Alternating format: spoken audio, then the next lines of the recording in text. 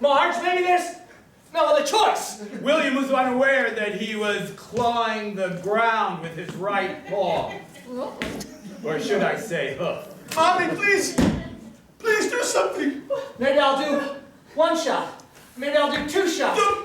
Maybe I'll do two shots. All right. Well, the big question. Does he shoot Jared, or does he accidentally shoot Marge? Second one. Marge. I see you're undecided. Both. He accidentally shoots Marge. Yeah, that's it. There's no saving you. I... Marge! Mommy! What did you do, you bastard? Oh my God! Call 911! What? Click. Yes, I'll call 911. Clara paced the house nervously. She didn't like when William had out this late. And she had a sense she knew where he was. The town was small, and she got wind of this Marge lady. And she didn't like it at all.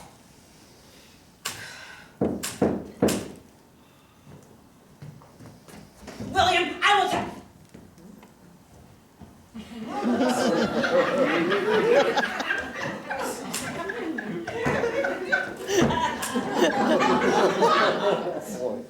Clara was mesmerized by his appearingly longer legs than before.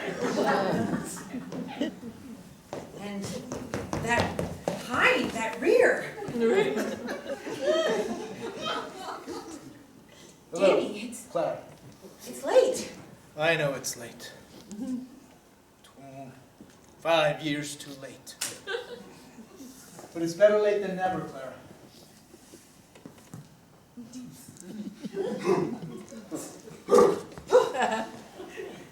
Clara, you and I had a spark. I know we did. You're right. We did have a spark. You can't deny. You're not denying it. I'm not denying it. And yeah, I've kept it a secret for a really long time. And what happened, Clara? You and I belong together. That baby should be mine. Maybe it should be. Suddenly, Jared, looking for William, burst into his apartment. Where are you, son of a... Where is he?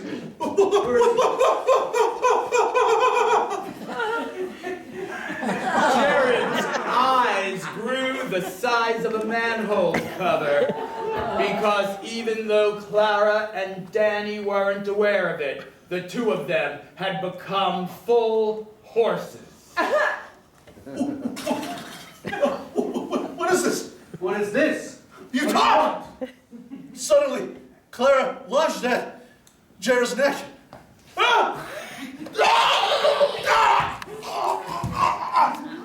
She took half of a bite. It was a weak bite, which didn't turn Jared into a horse, but an ass. Oh.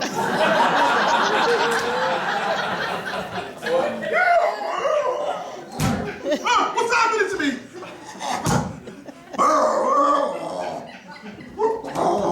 Look. We've created life. You and I.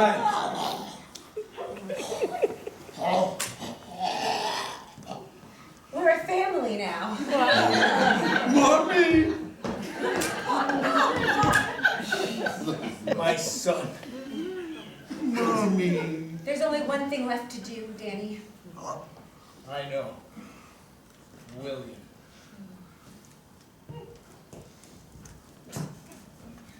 We need to eliminate him from this situation if we want to be together. I know the way.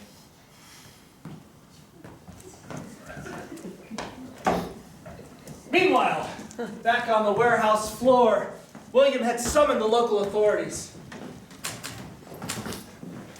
She's in here, officer. It's a terrible thing.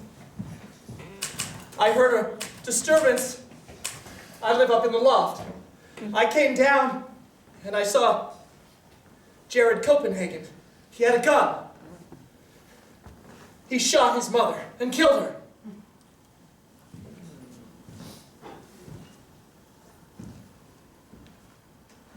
He was trying to kill me.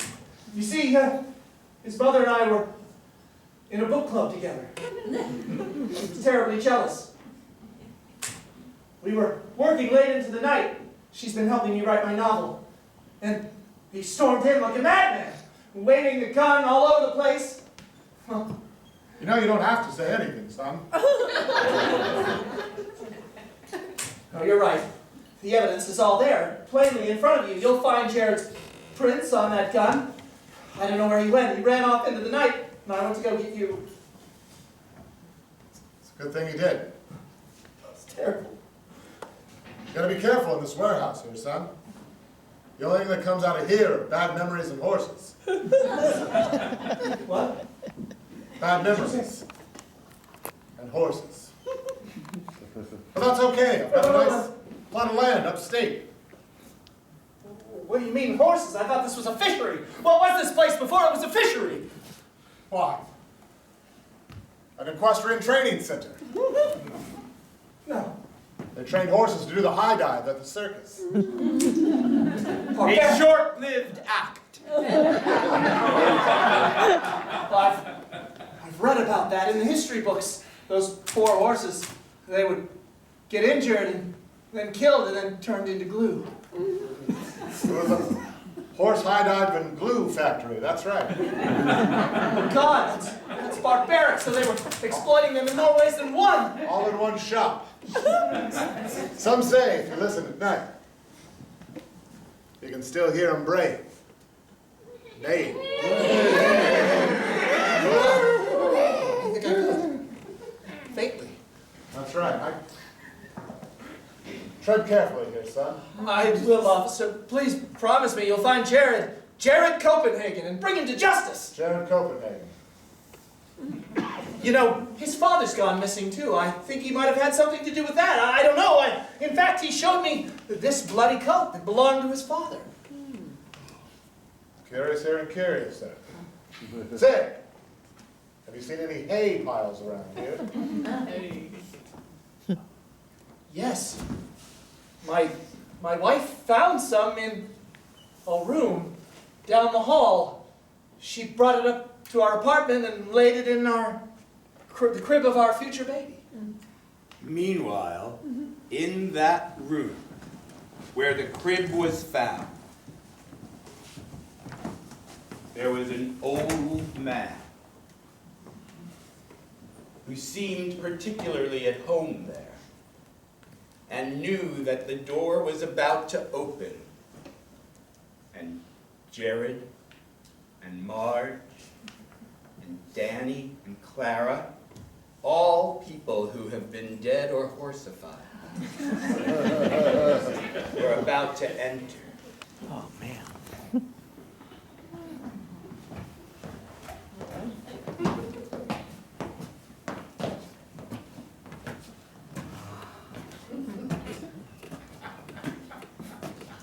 My children, you are beautiful.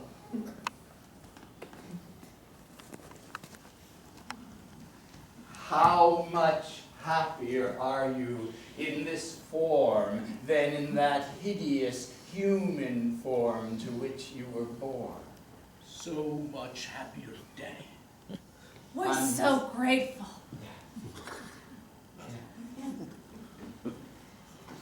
Tell me the truth, Clara. You're much happier with your horse running free, are you not? Yes. These human beings, how foolish they are to live such a constricted life, as if their very skin is a straitjacket that binds their hands and prevents them from enjoying the world. So much to enjoy, so much lust, so much satisfaction. And once the world is free of this human pestilence, and the ancient Equinatoria spirit changes all of them to beautiful horses.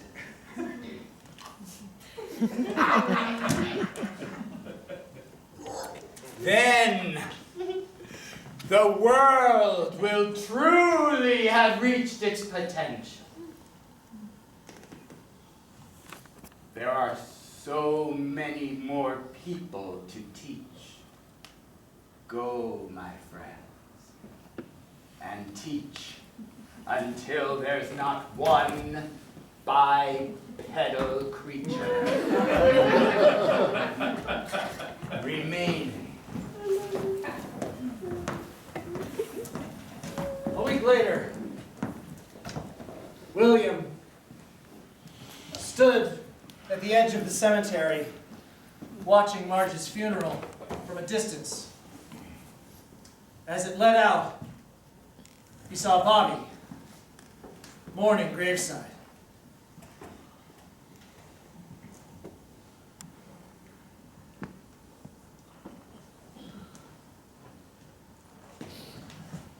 Bobby, I don't mean you any harm. I came to tell you how sorry I was about everything. How are you? Not particularly well. That makes sense. You know, they've put my brother's picture up all over the town, calling him a murderer. Strange that they haven't been able to find him yet. I think that he might have something to do with your father's disappearance, too. I'm sure you would think that. I would.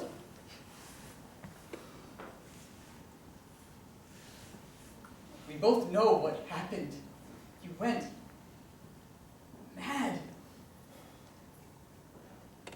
I have no reason to think you haven't done it 1,000 times.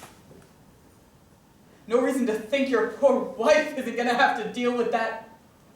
Don't talk about my wife. You don't know anything about her. The son you might have.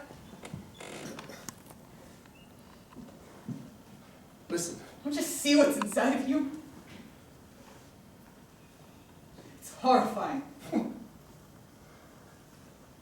That thing inside me is called humanity. Humanity! Yes! Imperfect. Angry. Confused. But human. Flawed. Human beings are flawed, yes. But just because we're human doesn't mean we have to lash out at each other. It doesn't mean we have to hurt one another. Look, I know my brother didn't hurt Marge. I know it deep in my bones.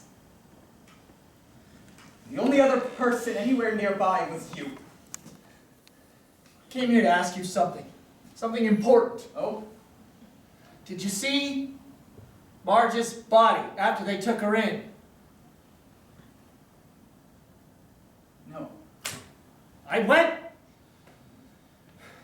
to the morgue. I went to the crematorium. They wouldn't show me her body. They wouldn't show me anything. It's like she disappeared after that night. What?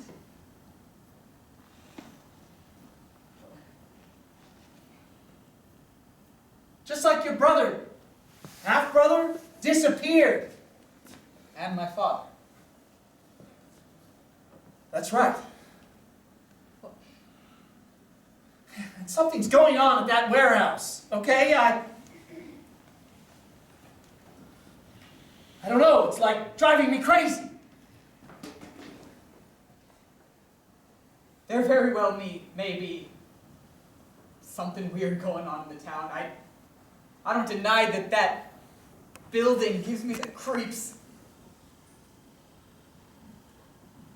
If you and I are going to try and figure it out, you're going to have to stop with the lies. Fine. My wife is a horse. A literal horse. Bobby had grown up hearing the ridiculous tall tales about a strange force emanating from the warehouse, turning people into horses. Bobby had just assumed it was all old wives' tales and silly stories that older brothers told younger siblings to scare them and make them feel foolish. But now, hearing it articulated by William, it all suddenly made sense. All of the stories finally crystallized in Bobby's understanding, and he knew what was going on, which he explained in a monologue. Of course, it all makes sense now. That's what people have been saying for decades about this place. There's the equestrian history, but not just the history, the ghosts, the spirits of the horses. They sink inside of you and eat away until all you can do is eat others. That's